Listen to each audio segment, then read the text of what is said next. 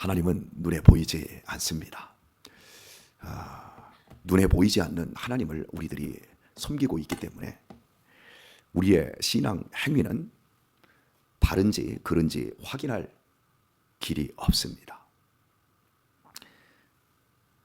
나를 가장 잘 아는 사람은 제 어머니셨습니다. 그리고 지금 저를 정확하게 아는 사람은 제 아내입니다. 주변의 사람들이 저에 대해서 어떻다 저렇다 이렇게 얘기를 해도, 그래서 저에 대해서 오해하고 있고 저에 대해서 곡해를 하고 있어도 제 아내만은 저의 진실을 거의 알고 있습니다. 왜냐하면 제 아내는 저와 함께 거의 모든 시간을 함께 살고 있기 때문에 그렇습니다. 우상을 섬기는 사람들을 보면서 우리는 그 사람들을 한심하다고 합니다. 하지만 겉으로 드러난 행위로만 보았을 때 우상을 섬기는 사람들이 우리보다 훨씬 열심히 있고 정성도 대단하다고 할 수 있습니다. 예를 들면 한 1,000만 원에서 한 3,000만 원짜리 구슬하는 사람이 있다고 해봅시다. 1,000만 원 헌금하는 거 쉽지 않습니다.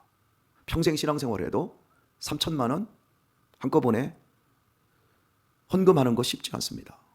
그런데 말입니다, 3,000만 원짜리 구슬합니다. 그리고 그 밤에 낮에부터 구슬하기 시작을 해서 다음 날 아침 6시까지 구슬을 합니다. 16시간에서 18시간 동안 무릎을 꿇고 하얀 옷을 입고, 그 하얀 옷은 한복이죠. 한복을 입기 전에 목욕 재개하고, 얼마나 그 중심이 진심을 담아냈습니까? 정성도 있잖아요. 하얀 한복을 입고 무당이 구슬하는 동안에 손을 이렇게 대고 땅바닥에 엎드려서 계속 피나이다 이러면서 16시간 동안 온 가족이 치성을 드립니다. 그 모습을 보면 우리가 과연 정성이라든지 진심이라든지 이런 부분들과 비교를 할 때 그 자체가 불가능합니다. 거금 3,000만 원을 드리고 그 피곤을 무릅쓰고 그 무릎이 끊어져 나가고 정말 이 대퇴부나 방댕이 쪽이 썩어 나가는 것 같은 고통에도 불구하고 먹지도 않고 밤새도록 비는 그 사람들을 향하여 우리는 믿음이 좋다 하지 않고 미신이다 그럽니다. 그걸 믿음이다 말하지 않아요. 미신이다. 왜요? 그들이 지금 빌고 있는 대상이 돼지 대가리니까. 나보다도 인격적으로 훨씬 못한 돼지 대가리를 믿고 있기 때문에 그 정성과 그 진심이 바르다 할지라도, 엄청난 열심을 가졌다 할지라도 그것을 미신이라고 하지 그것을 믿음이라고 하지 않습니다. 그렇다면 왜 우리가 가진 믿음을 하나님은 보이지도 않는데 미신이라고 하지 않고 믿음이라고 하는 것일까요? 인격 때문에 그렇습니다. 우리는 하나님이 보이지 않지만 나보다 더 큰 분을 우리가 모시고 있는 겁니다. 우리 인간이 생각이 얼마나 깊고 얼마나 지혜롭고 현명합니까? 인간이 살아가면서 펼치고 있는 이 삶의 바운더리 내에 인간이 들어가면 다 바꿔버립니다. 산속에 늑대, 호랑이, 사자 수천 마리가 살아도 바뀌는 건 하나도 없습니다. 그러나 한 사람만 산속에 들어가서 주거지를 만들면 다 바꿔버립니다. 인간은 그렇게 위대한 존재입니다. 도시 문명을 보십시오. 다 예술 작품이에요. 집 짓는 거 보세요. 아파트 짓는 거 보세요. 그 안에 들어가 있는 전기, 상수도 하수도 시설, 가스 시설, 통신 시설, 그리고 그 벽체, 엘리베이터, 그 모든 것 하나하나가 얼마나 세밀하게 만들어져 있는지 모릅니다. 그거 예술입니다. 예술. 건축은 종합 예술입니다. 이렇게 인간은 모든 걸 바꾸는 지정의라고 하는 동물이 어떻게 해서도 따라올 수 없는 엄청난 이 인격체예요. 이런 인격체가 보이지 않는 하나님을 믿는데 그 보이지 않는 하나님을 미신이라고 하지 않는 이유는 우리 인간, 모든 인간들, 현재 살아있는 80억이 넘는 인간들이 다 지혜와 그 모든 역량을 합해도 감히 흉내도 못할 만큼 엄청난 하나님이라는 사실을 우리가 인정하고 있기 때문에 우리의 믿음을 미신이라고 하지 않고 신앙이라고 하는 겁니다. 그렇다면 하나님이 우리 인간에 비해서 엄청나다는 사실을 우리가 무엇으로 압니까? 무엇으로 알 수 있어요? 안 보이는데? 하나님의 말씀으로 알 수 있습니다. 이 하나님의 말씀의 넓이와 깊이, 무게 엄청난 겁니다. 1600년 동안 기록된 40여 명에 의해서 기록된 이 말씀이 한 가지 중심 주제, 내가 하나님이고 내가 너희를 구원하기 위하여 이 땅에 나의 아들 그리스도를 보낼 것이다. 그가 너희를 위해 십자가를 지고 죽을 것이고 너희에게 믿음을 불어넣어 주기 위하여 그 아들이 성령을 보내주실 것이다. 믿으면 구원을 얻을 것이다. 이 말씀을 담아낸, 물론 여기에는 창조의 비밀, 하나님의 섭리, 하나님의 인격이 무엇인지, 그분이 누구인지를 분명하게 말씀해주고 있습니다. 이렇듯 하나님의 말씀을 모르고는 하나님이 누구인지를 알 수가 없어요. 전도를 하다 보면 하나님 믿으십시오. 하나님이 아들 예수님을 이 땅에 보내주셨습니다. 교회 나오세요. 이렇게 하면 제법 똑똑한 사람들은 이렇게 말합니다. 천지 만물을 봤을 때 인간이 지치 않았는데 이게 존재하는 것으로 봤을 때 분명히 조물주 하나님이 있다라는 걸 나는 압니다. 그래서 저는 교회를 안 가고도 하나님을 믿고 있습니다. 그래서 매사 감사하며 살고 있습니다. 그러니 저한테 이미 나는 하나님을 믿고 있으니 교회를 오라 이런 말은 하지 마십시오. 굉장히 그럴듯합니다. 그런 사람들은 자연 만물 속에 나타난 그 위대하심과 압도됨 속에서 신을 생각하는 겁니다. 신을 생각하는 것이 신앙일까요? 많은 사람들이 교회에 와서 신앙생활을 이상하게 합니다. 하나님이 계시지, 존재하시지, 그리고 하나님 나를 도와주시지, 이게 신앙이라고 생각을 해요. 그거 신앙 아닙니다. 그 교회 안 와도 얼마든지 할 수 있는 일입니다. 조물주 하나님으로서 교회 오지 않고도 유실론적인 생각을 가진 사람들도 다급하면 하나님 도와주세요. 어이쿠 하나님 합니다. 교회 와서 어이쿠 하나님 도와주세요. 그거나 저 밖에서 하는 거나 뭐가 다르냔 말이에요.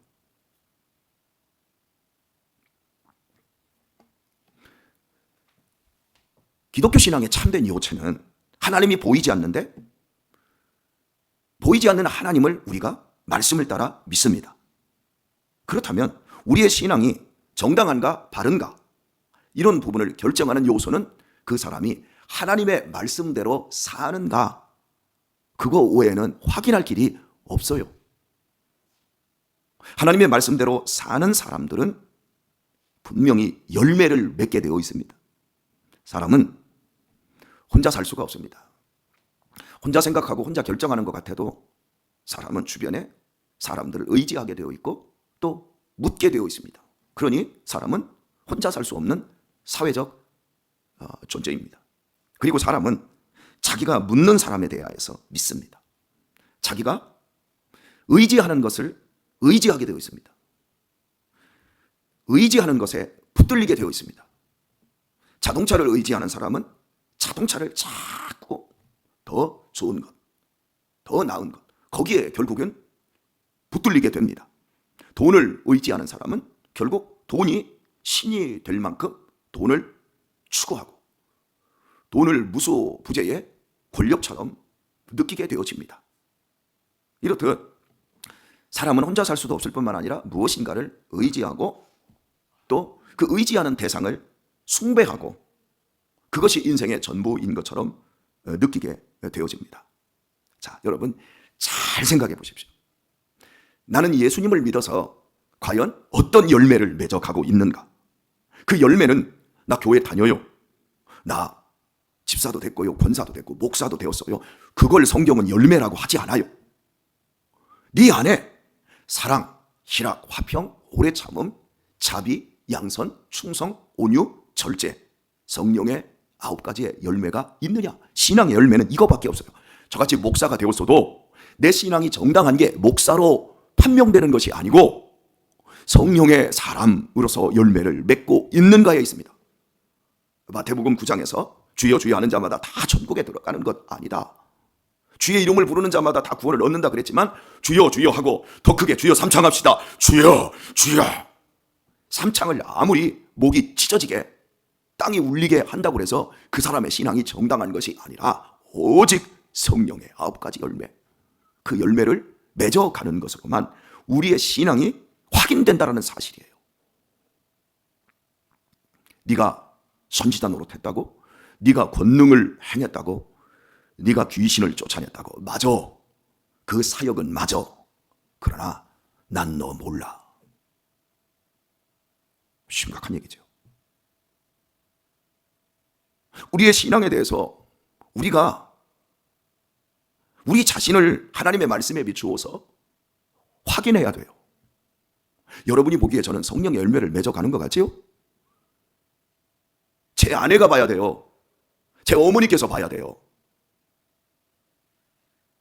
제 아내가 내가 당신을 처음 본 지가 30년이 됐고 결혼해서 사는 지 25년 됐는데 당신은 25년 전에 그때의 그 육신의 사람이 아니라 지금 당신은 성령의 사람으로 열매가 맺어졌고, 열매가 처음에 3년 정도 지났을 때 막 싹이 나더니 그때 한 5년 지날 때 새끼손가락 손톱만큼 되더니 지금 10년이 지나더니 주먹대기 많더니 지금은 20년 지나면서 당신 머리통 많더니 지금은 농구공보다 더 커져서 열매가 성령의 열매, 사랑, 희락, 화평, 오래 참음, 자비, 양선, 충성, 온유, 절제, 이런 열매가 점점 커지고 있는 걸 누가 확인해야 된다고요? 제 아내가 확인해 줘야 돼요. 가장 가까이에 있는 사람. 10년 전에도 똑같은 새끼손톱만큼 그 열매, 20년 되어도 똑같은 그 열매, 그대로라고 하면 물론 사역은 기계적으로 해요. 목사니까 이 자리에서 설교하고 함께 기도하고 기계적으로 얼마든지 가능합니다. 얼마든지 가능하지만 기계적인 게 아니라 우리의 내면을 보라는 거예요. 신앙생활을 무슨 법칙처럼 여기는 사람들이 있어요. 하나님의 인격성을 놓치는 거예요.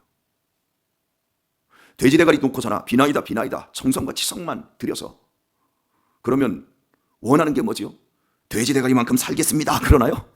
아니잖아요. 그 돼지대가리에게 내가 원하는 것, 내 자식 합격 좀 시켜주고, 내 남편 승진 좀 시켜주고, 내 삶에 부유함을 더해주시고, 우리 가정에 동티난 거 해결해주시고, 그냥 능력만을 가져오려고 하잖아요. 그 돼지대가리가 정말 능력을 주는지 안 주는지는 모르겠으나 그냥 정성과 치성, 종교적인 희열, 그게 진심인데 그것은 모두 가짜더란 말이죠. 그런데 우리는 진짜 하나님을 믿어요. 위대하신 하나님, 온 천지 만물을 창조하시고 지금도 통치하시는 하나님, 아들을 십자가에 내어서 우리를 구원하신 사랑의 하나님을 우리가 믿는데, 그래서 우리도 열심히 믿음 생활하는데 모두 기계적으로 하는 것이지 우리의 내면과 우리의 인격이 하나님의 그 사랑의 본성이신 그 모습을 우리가 안 닮아가고 있어요.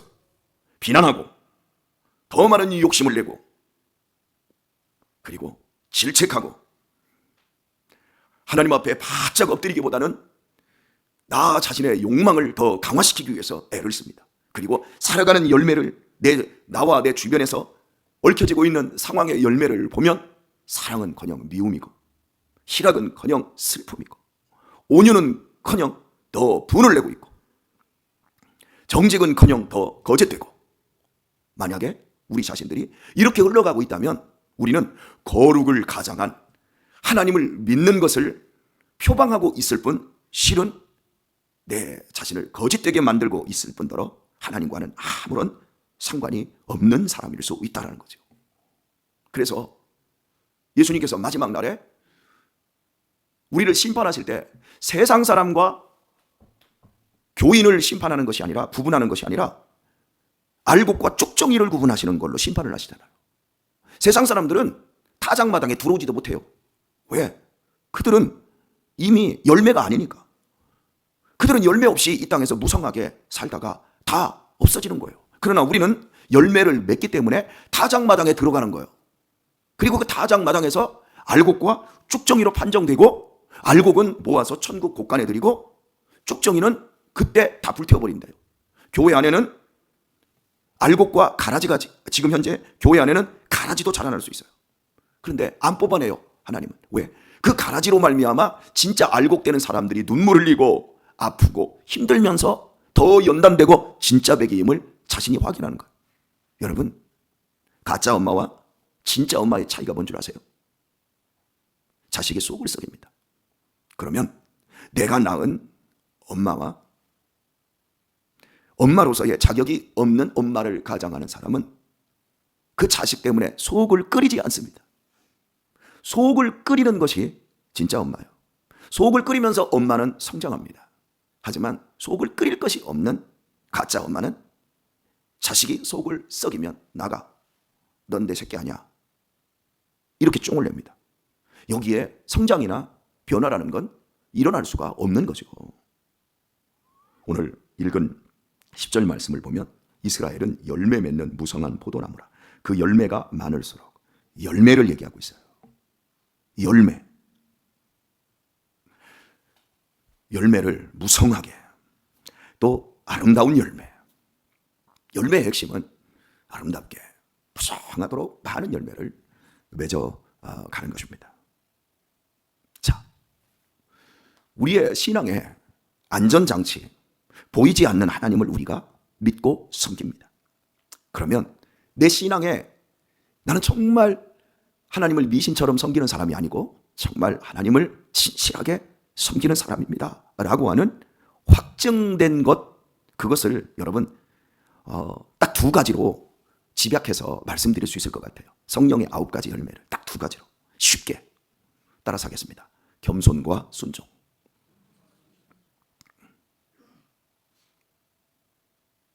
나는 정말 얼마나 겸손해지고 있는가, 그리고 나는 얼마나 순종하고 있는가. 이 두 개가 우리의 신앙을 거짓과 참으로, 알곡과 가라지로 가르는 기준입니다. 겸손하지 않은 사람은요, 순종 안 합니다. 순종하는 사람은 겸손한 사람입니다. 하나님과 동행하는 사람의 첫 번째 특징은 말씀에 순종하고요, 두 번째 특징은요, 권위에 순종합니다. 이번 주 영적 군사학교에서 배우게 될 건데요, 여러분 다 순종하는 사람으로 사시죠? 그죠? 근데 문제는 이겁니다.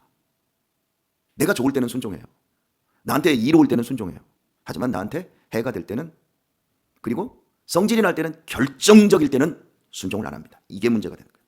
하나님의 사람은 결정적일 때, 내 자존심이 다 짓밟히고 다 뒤집어졌을 때, 그때 나보다 더 크신 하나님을 믿고, 나보다 더 완전한 하나님을 믿고, 내 인생에 우연하게 생긴 일이 없고 모두 하나님의 뜻과 섭리 가운데 펼쳐지는 일입니다 라고 약속하고 있는 이 말씀대로 겸손히 행하고 순종합니다. 그런데 그 결정적일 때, 하나님의 말씀을 평소에 우습게 생각했던 사람들은 자기의 감정대로, 자기의 소견대로, 자기의 생각대로, 자기의 판단대로 겸손하지 않고 교만해지고 그 순간에 순종하지 않고 불순종해버립니다. 오늘의 말씀을 맺도록 하겠습니다. 하나님을 우리가 믿습니다. 이 믿음은